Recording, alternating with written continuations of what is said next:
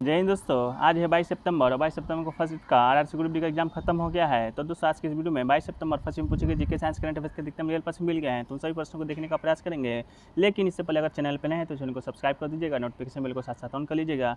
ये वीडियो आप एनालिसिस वाला पर यूट्यूब चैनल पर देख रहे हैं तो देखने के लिए धन्यवाद। चलिए शुरू करते हैं कैसे कैसे प्रश्न देखने को मिला था। मिल रहा है पंजाब केसरी के नाम से किसे जाना जाता है। तो दोस्तों बता दें आपको, पंजाब केसरी के नाम से लाला लाजपत राय जी को जाना जाता है, जिनका जन्म है 28 जनवरी 1865 को पंजाब के मेघवा जिले में हुआ था और वो भारत के एक प्रमुख स्वतंत्रता सेनानी थे। इन्हें पंजाब केसरी के नाम से जाना जाता है। लाला लाजपत राय से दोस्तों आपका एक प्रश्न और पिछले शिफ्ट में देखने को मिला था, वो प्रश्न अभी याद नहीं आ रहा है, लेकिन आपको लाला लाजपत राय या कब मिला था, देखिए देख लीजिएगा कौन सा प्रश्न आपको मिला था देखने को लो। चलिए अगला क्वेश्चन पूछा गया था आपका, अंडमान निकोबार को कितने डिग्री चैनल अलग करता है। शायद इस तरह का कोई प्रश्न आया था, शायद उत्तरी अंडमान दक्षिणी अंडमान आया था कि अंडमान निकोबार आया था, या आप कमेंट सेक्शन में बताइएगा। लेकिन अंडमान निकोबार के कितने डिग्री चैनल अलग करता है, तो बता दें आपका 11 डिग्री चैनल अंडमान और निकोबार द्वीप समूह को आपका अलग करता है। ठीक है, इसके अलावा पूछा गया था स्टेट बैंक ऑफ इंडिया का मुख्यालय कहाँ है। स्टेट बैंक ऑफ इंडिया दोस्तों, जो कि आपका दोस्तों भारत का पहला सबसे बड़ा बैंक है आपका, जिसका जो मुख्यालय है आपका मुंबई में आपका स्थित है। ठीक है, तो मुंबई में इसका मुख्यालय स्थित है। आपका कॉर्पोरेट सेंटर का बैंक है। कहाँ पर स्थित है, कॉर्पोरेट सेंटर मैडम कामा रोड मुंबई में आपका स्थित। इतना डीप जाने का जरूरत नहीं, आपका सिर्फ राज्य पूछा था तो आपका राज्य बिल्कुल राइट आंसर हो जाएगा। बात करें आपका बैंकों का राष्ट्रीयकरण कब हुआ था, तो आपका बताइएगा आपका कब हुआ था बैंकों का राष्ट्रीयकरण, आप कमेंट सेक्शन में पर आपका पूछा गया है। अगला क्वेश्चन पूछा गया था, पादप में कोशिका कहाँ पर पाई जाती है। तो प्रकाश संश्लेषण की क्रिया पादप कोशिका क्लोरोप्लास्ट में होती है, तो क्लोरोप्लास्ट आपका राइट आंसर हो जाएगा। ये सूर्य के प्रकाश में कार्बन डाइऑक्साइड और पानी का उपयोग करके पौधे के द्वारा भोजन तैयार करने की प्रक्रिया है, तो क्लोरोप्लास्ट आपका बिल्कुल राइट आंसर हो जाएगा। इसके अलावा दोस्तों पूछा गया था, भारत का क्षेत्रफल की दृष्टि से सबसे बड़ा राज्य कौन सा है। आपके पास ऑप्शन दिया गया था, तेलंगाना, राजस्थान, मुंबई और बिहार। तो इसका जो राइट आंसर हो जाएगा दोस्तों आपका क्षेत्रफल की दृष्टि से सबसे जो बड़ा राज्य है दोस्तों आपका राजस्थान सही आंसर हो जाएगा। जो इसका क्षेत्रफल है आपका 3,42,239 किलोमीटर इसका क्षेत्रफल है। ठीक है, तो आकार की दृष्टि से आपका राजस्थान सबसे लंबा है, लेकिन दोस्तों जनसंख्या की दृष्टि से बात करेंगे तो आपका उत्तर प्रदेश राइट आंसर हो जाएगा, और क्षेत्रफल की दृष्टि से आपका राजस्थान बिल्कुल राइट आंसर हो जाएगा। चलिए इसके अलावा पूछा गया था आपका, गौतम बुद्ध ने पहला जो अपना उपदेश है वह कहाँ पर दिया था।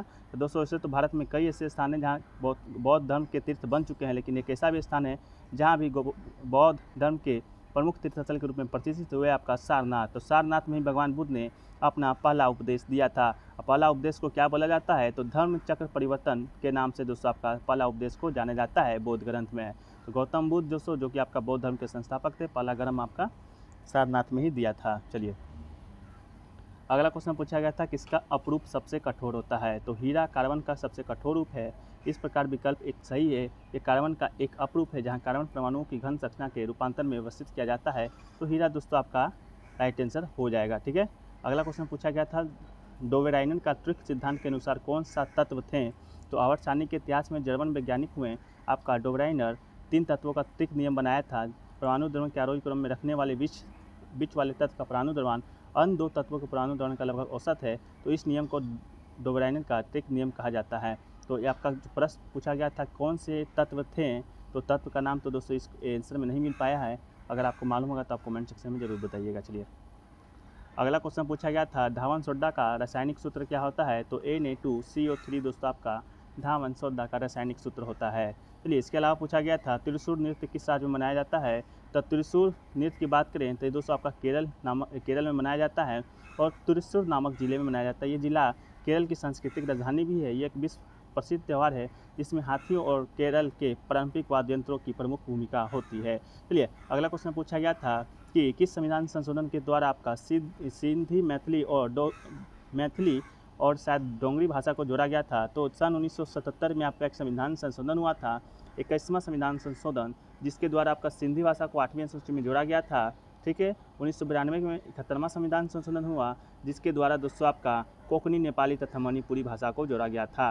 तो इसके अलावा एक और आपका संविधान संशोधन हुआ 2003 में, 92वां संविधान संशोधन, जिसके अलावा दोस्तों आपका मैथिली, संथाली को और बोडो डोगरी को 8वीं अनुसूची में जोड़ा गया था। तो आपका प्रश्न यही था कि बोडो, संथाली और मैथिली को किस संविधान संशोधन के तहत जोड़ा गया। तो 2003 में 92वां संविधान संशोधन के तहत जोड़ा गया था। संविधान संशोधन से रिलेटेड प्रश्न जितने भी आपका लाते हैं उसका वीडियो बनाया गया है, जो आप जाकर देख सकते हैं प्ले लिस्ट में। इसके अलावा डिस्क्रिप्शन बॉक्स में भी लिंक दिया रहेगा। चलिए अगला क्वेश्चन पूछा गया था, पंचायत राज अगर भंग ना हो तो कितने वर्षों तक चल सकता है? तो पंचायती राज दोस्तों अगर भंग ना हो तो 5 साल होती है, यदि भंग हो जाए तो 6 महीना। भंग हो जाए तो कभी भी भंग हो सकती है, लेकिन अगर भंग ना हो तो दोस्तों आपका इसका जो कार्यकाल होता है 5 साल का चल सकता है।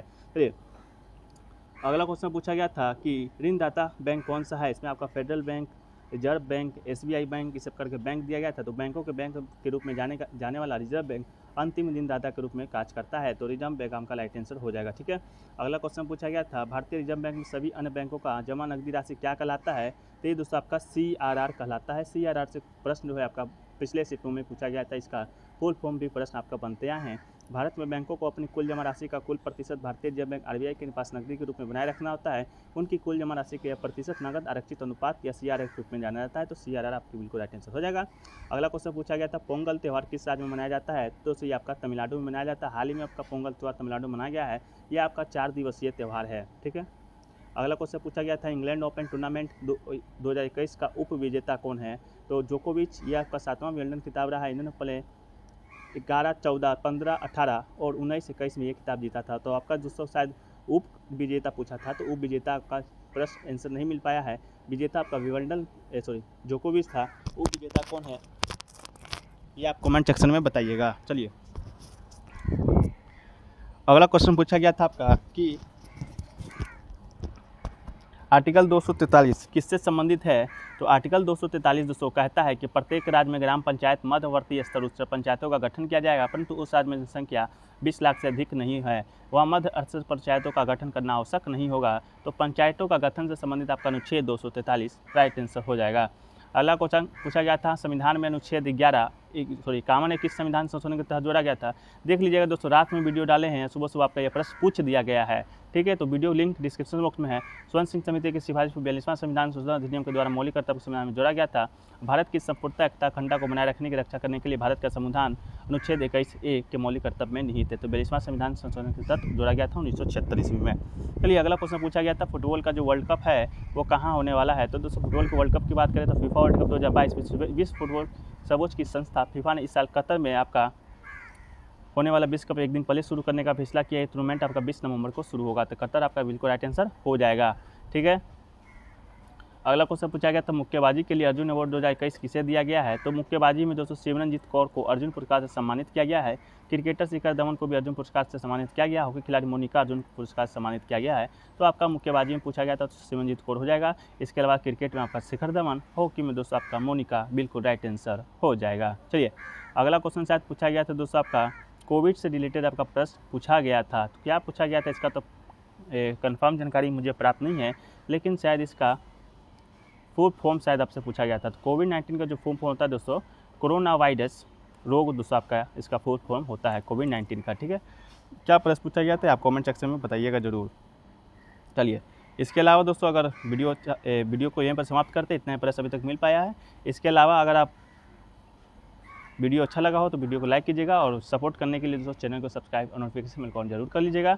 इसके अलावा 17 अगस्त से लेकर 18 सितंबर तक का PDF प्राप्त करना चाहते हैं ऑनलाइन फॉर्मेट में 20 कोर्स न्यूनतम शुल्क पर, तो दिए गए ऊपर व्हाट्सएप नंबर पर कॉन्टैक्ट कीजिएगा। लिंक डिस्क्रिप्शन बॉक्स में दिया रहेगा, वहाँ से भी जाकर आप प्राप्त कर सकते हैं। तो चलिए वीडियो को यहीं पर समाप्त करते हैं। वीडियो कैसा लगा कमेंट सेक्शन में बताइएगा, अच्छा लगा तो वीडियो को लाइक कीजिएगा और दोस्तों में देख सकते शेयर कीजिएगा। चलिए मिलते हैं नेक्स्ट वीडियो में, जब तक के लिए जय हिंद जय भारत।